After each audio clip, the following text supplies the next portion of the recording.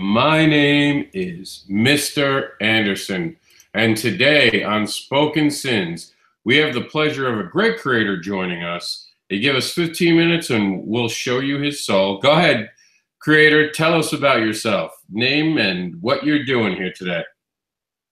My name is John Griz, and I'm here to promote my Kickstarter SFC along with Marcel Dupree, Guido Martinez. Brian Hawkins is on the project as well. Um, yeah, so that's that. Here to promote that and try to talk you guys into some comics. That sounds great. Now, the other day we had on your fellow creator, and we were talking a lot about comic books, and we barely touched upon how this all came together. So, today, can you explain how this project was born? Like, how did you all get together as creators to make this happen? Well, basically, it started Marcel Dupree and Guido Martinez. It was an idea that Guido had, and like Marcel, like they had talked about it before, but they wanted to do it like the whole talk was about like they wanted to bring on like a group of writers and um they just figured more writers to tell the story, different perspectives, different ways of telling stories like could make for a better story, the whole collaboration idea and everything. Oh, So, yeah, they we started off like I said, it was Guido Martinez, Marcel Dupree. They brought me on board, and there was another guy to begin with named Julian Coleman, who unfortunately departed from the project. And, we later brought on Brian Hawkins along too. now, you know what? But I don't think that I clarified this the other day on the video. What does SFC stand for those joining us today?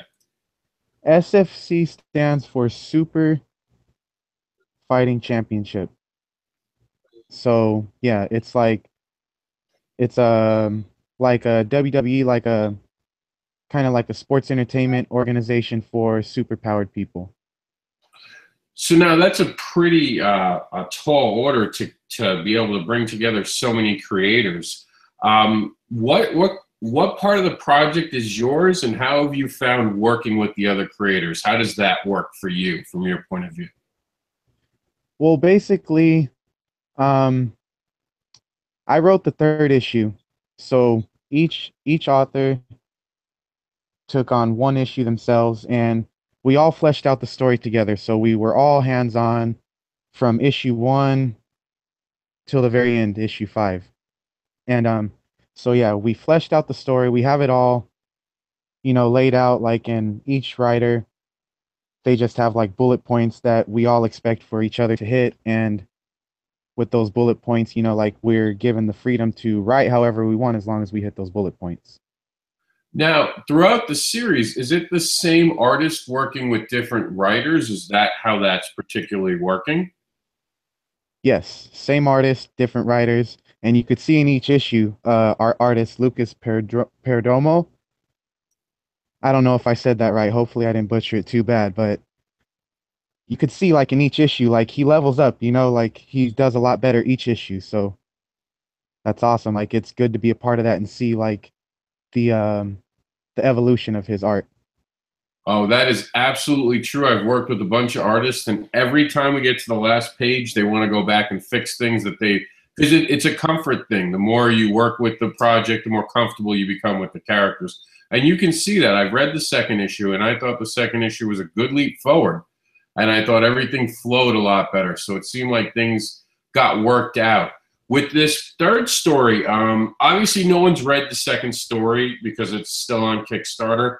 Uh, can you tease anything without giving anything away for the third? Why the third story is going to be important, or at least what your take on it's going to change? Are you going to focus on something more than maybe other people haven't?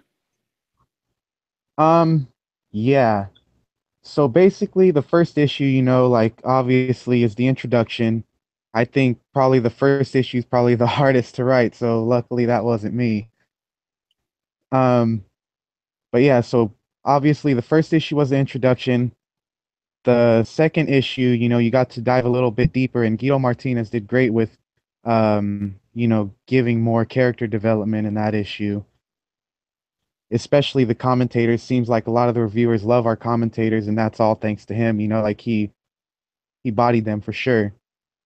Um, yeah, the third issue, it goes further along into the tournament, so you get to see, like who advances and whatnot, and it just, dives deeper into the characters and the world that they're from.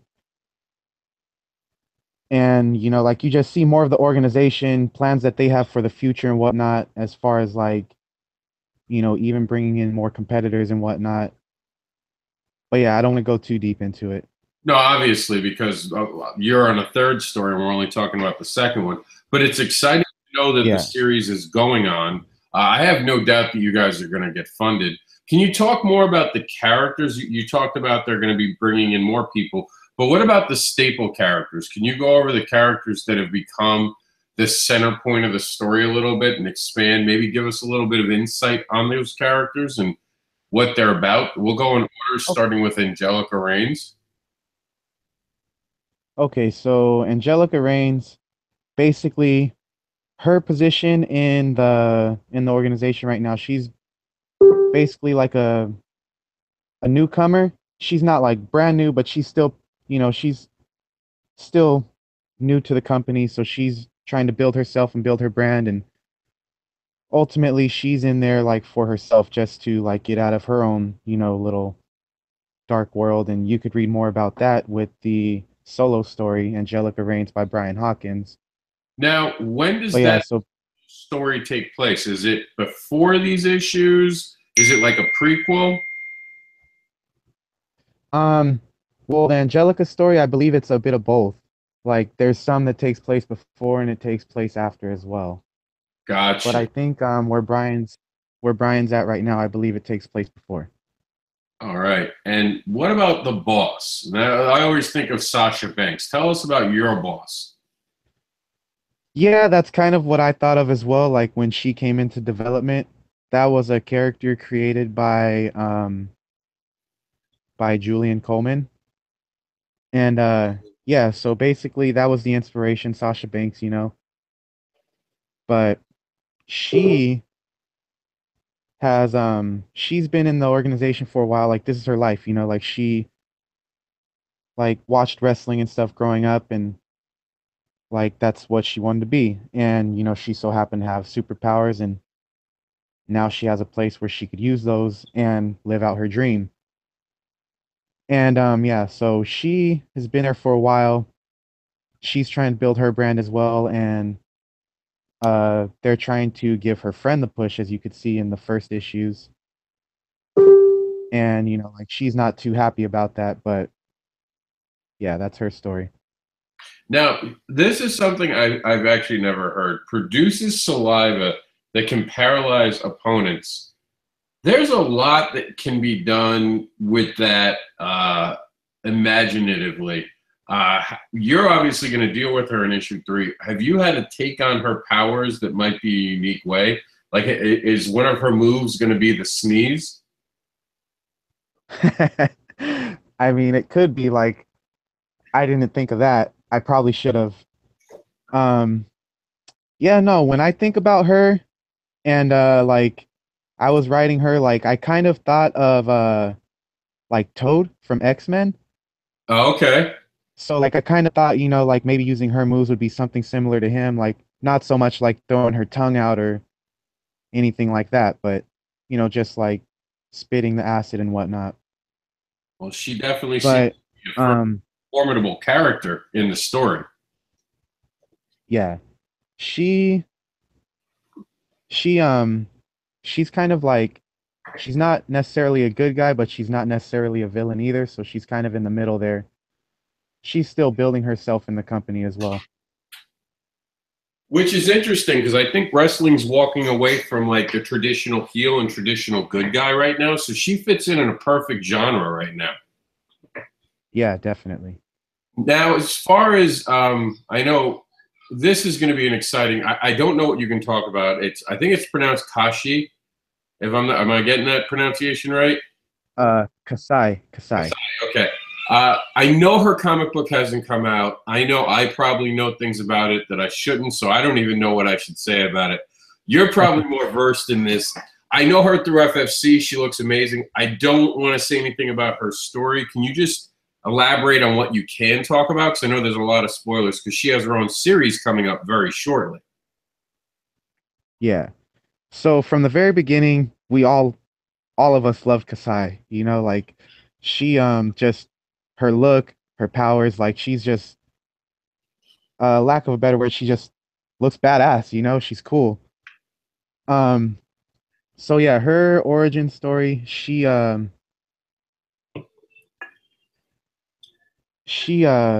fire goddess, and so she can manipulate fire and whatnot. But she's trying to do this whole SFC thing, you know, like she wants to just live her own life. She wants to be herself. She doesn't want to have her ties to like her past or her family name and whatnot. So she's doing this SFC thing because she wants to like make her own. She wants to make her own life. That seems to be And a going thread in this book. Am I right to say that a lot of these characters are trying to escape something by coming here? yeah, that's pretty much right. Not everybody. Like for instance, like you know, Dynamo, like this is his life. Like this is what he's always been. But yeah, we'll get to him. I don't think I have a picture. So I know who you're talking about. Uh, the other fascinating character, which I thought was really cool in the second book, and I don't know how you pronounce her name. It's the blonde who can the ability to construct weapons made of physical, psychic energy. The telepath. How do yeah, you pronounce her name? that's Psionica. Dianica. Okay. Psionica. She seems really interesting in the second book. She comes alive, and I think steals the show in the second book. Is she one of the Yeah. characters that are becoming a favorite in the writing room when you're all talking? Not really. She's a favorite of mine, but you know, I spawned her, so of course I'm gonna like her a little more. Well, it's just But like in the yeah, second no, came alive. Like she really like you see a lot of personality with her, and I think she stole the show in the second book. yeah, definitely. She for me she was really easy to write. Like I said, maybe because like, you know, that's the character that I created, so I have like her personality, but I feel like we have a good team of writers on here, you know, like Guido Martinez like did great on issue 2, like fantastic.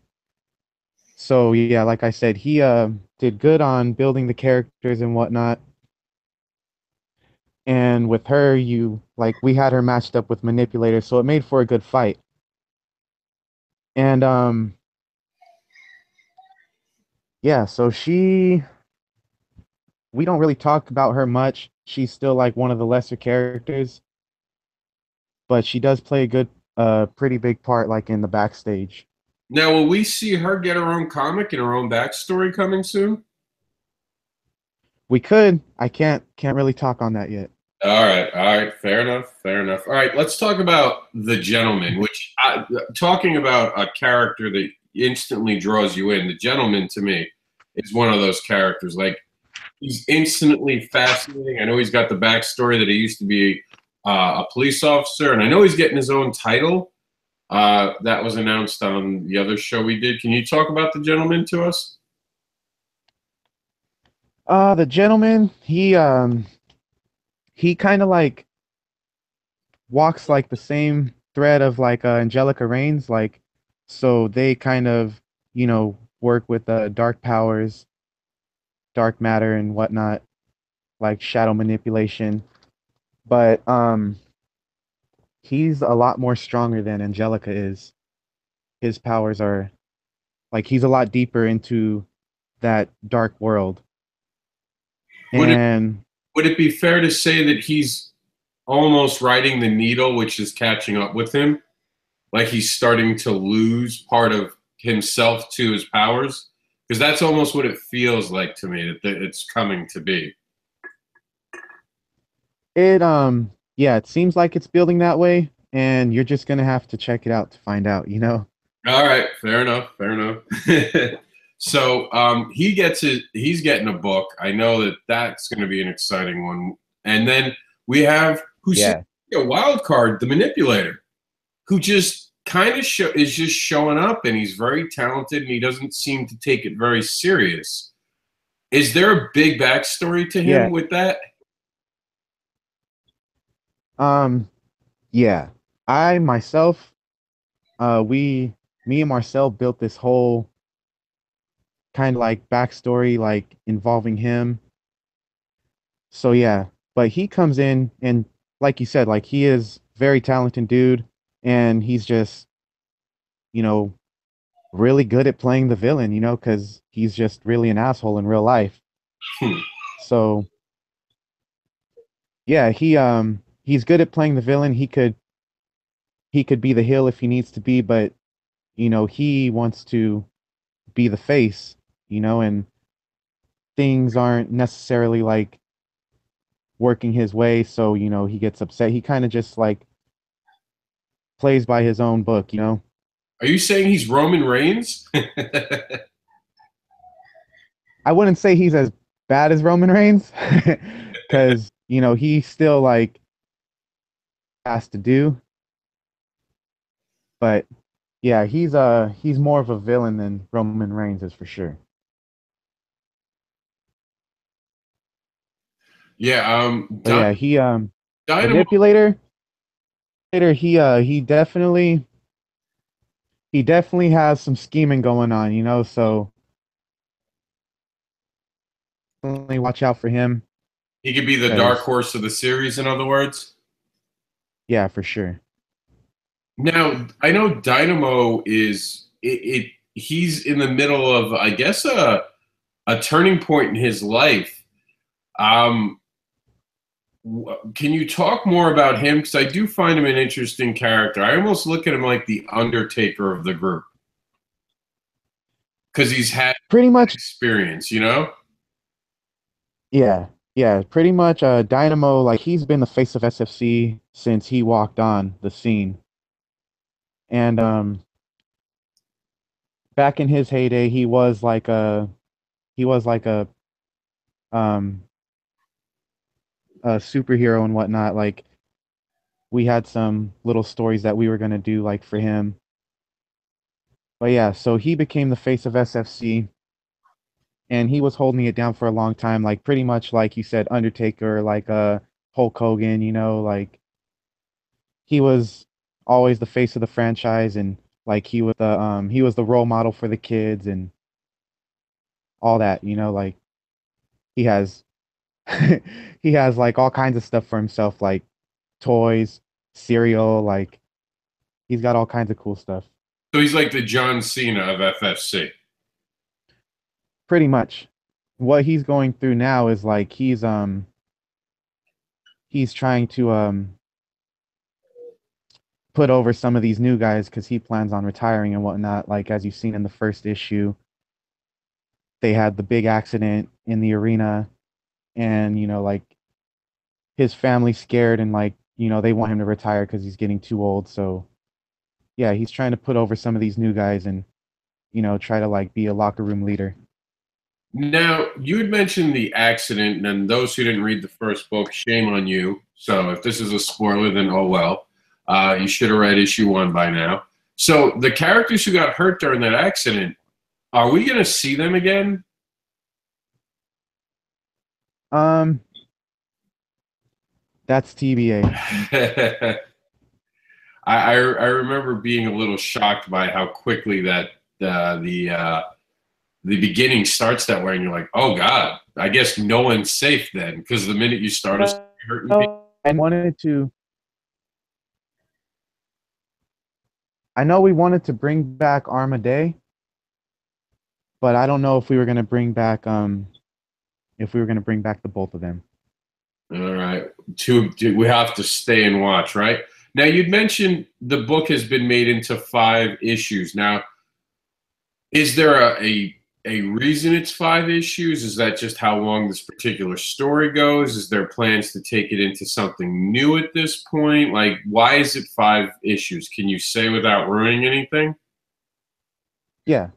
We pretty much did it 5 issues to start off. We figured that's like, good for the first arc. If it does well and we could get like a little fan base, then we'll continue. We'll do like a season 2. We'll keep the story going. But yeah, so basically the first 5 issues is pretty much the pilot. All right. Now, who's the Vince McMahon of SFC? Because we have the announcers who are driving the story, but we also have two characters that seem to be in the background. Are they the Vince McMahon, or have we still not seen the Vince McMahon of the story?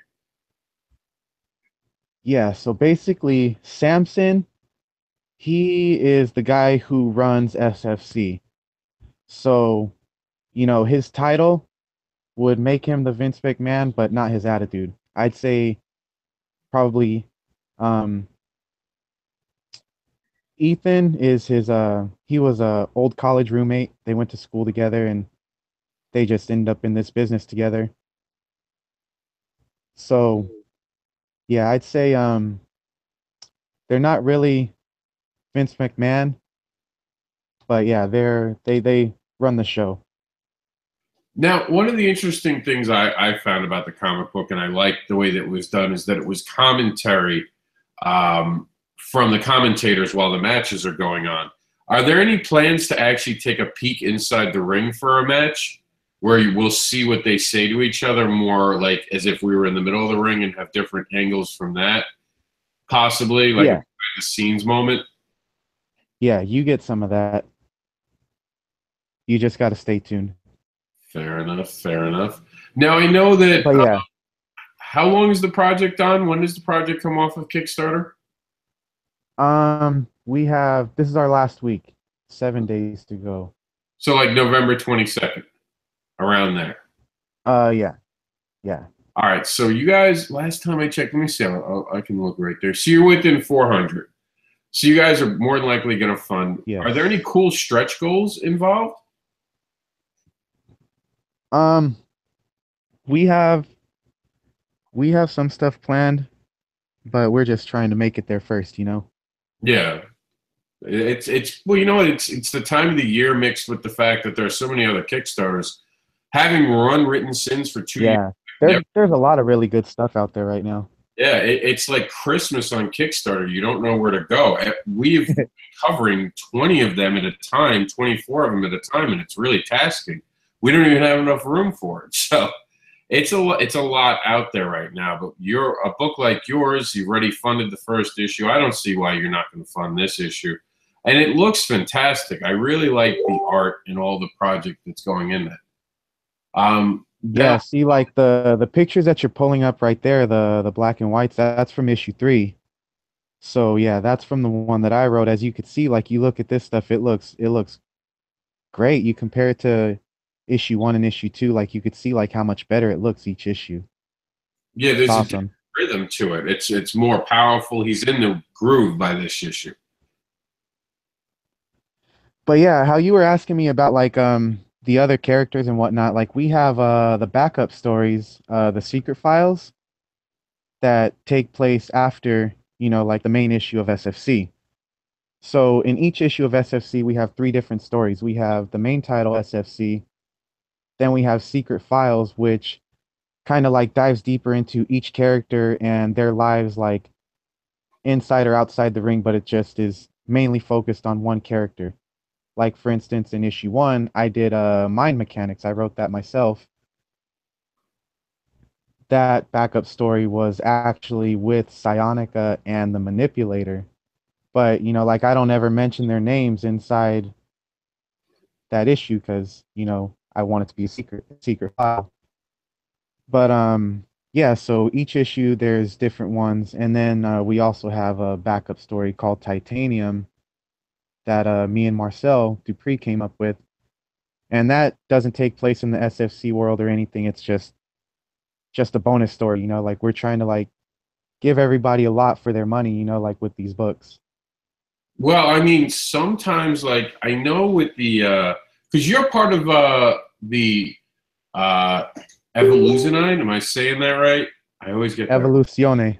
Evoluzione, that's right. Okay. I There you know you're go. you've been part of it. I know the villain started as a backup story, so backup stories are pretty powerful in your universe. They're like launching platforms. Yeah. Bigger.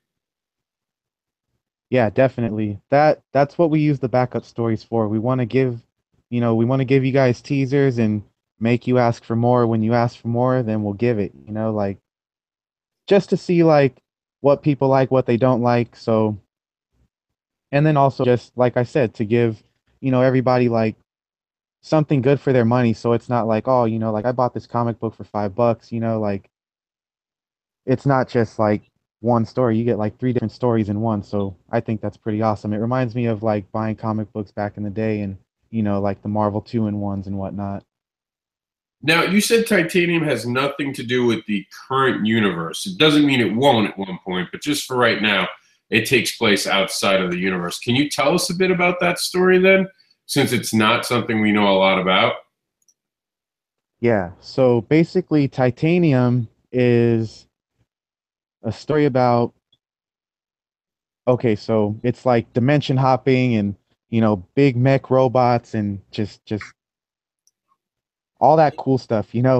So it starts off in that first issue. You see, um, they're trying to like find like this map. They're trying to find some stuff in. There's two groups. There's the rebels, and then there's the Federation of Freedom. And the Federation of Freedom, they they are trying to like just make sure that all like the royals stay safe, and they're trying to like just oppress the rebels and stuff. But it's kind of like how do I say? It's almost like it's not like they're bad. They're not bad guys because they're trying to fight for freedom, but like these rebels are trying to they were former royals, but they were overthrown and like they're trying to just get their place back. So they go one of the rebels, she gets the map to find this um the relic for the old king. He's the current king, but he was shipped out to another dimension because like when they were being overthrown, the mom, the queen, didn't want her son to die or anything. She didn't want him killed, so she had him shipped out. And so he doesn't even know he's a king. Like you come to find all this out in the second chapter, and the third chapter, like it builds up more. And yeah, like you read on, you get to know more about it. But yeah, it's just like just a power struggle, and unlikely heroes and all that good stuff. That sounds awesome. I always like a story where someone has to be saved because you can do a lot with a character because then they feel abandoned. They feel like, why do I care? So there's a lot to be done with that. So that must have been fun to play with. Definitely. So can you tell us anything else about the project that possibly, I know it's been being promoted for a couple of weeks and we've heard about the Titanium files. Can you tell us anything that maybe we don't know? Like, I know there's now a crossover with the, what is it? The Rival Angels? There's a Oh cross. yeah, this was just like it was just a crossover pinup piece. Yeah. And then so they're just more rewards, like for backing both projects, like just trying to help out the community, the indie community and help you, help us, help you, that type of deal. Oh, definitely. And I know there's also one for Lucky Shot. Uh, Yeah. I believe the other one was for, I know there's one more. And I'm kicking Oh, my, the Last Ember. We did one with the Last Ember with Brant Fowler stuff. yeah, so that's kind of cool. You guys are far reaching. This is the point in the program where I think that we've taken up enough of people's times. I'm sure it's over 15 minutes. I wasn't paying attention to the time because we just got started when we could. But I always like to end the show with an elevator pitch. So imagine that you're talking to someone who's never seen it before and tell them why they should back FFC today. Well, I'd say back SFC today because it's a story like you've never read before. You know, like if you are looking for something new, something fresh, which is why like I turned to indie comics because you got a lot of new ideas, a lot of new stories and new creators, and yeah, so it's just something that's never been done before. Like I said, you know, like superpowered people trying to like live normal lives, but then there's the struggle still like within the organization and whatnot. But yeah, And you know, like it's just something fresh, something new. Like if you're a fan of wrestling, you could read this and maybe now you'll be a fan of, you know, supers. Maybe like you're not a fan of wrestling, but you like comic books, so you pick this up and you know, you get a little inside information on like what it's like in the organization of sports entertainment. And it's just a fun read, man. now, Like I just wanted to touch on quickly because the manipulator kind of interested me with the way he comes dressed out. Is there going to be like, he reminds me of like Dolph Ziggler that he's not really trying to dress up and go to the ring as a character. Will we see him go through gimmicks to get ahead? Is the manipulator is he one of those guys who's gonna do anything he can to get to the top? Will we see him like have a costume change?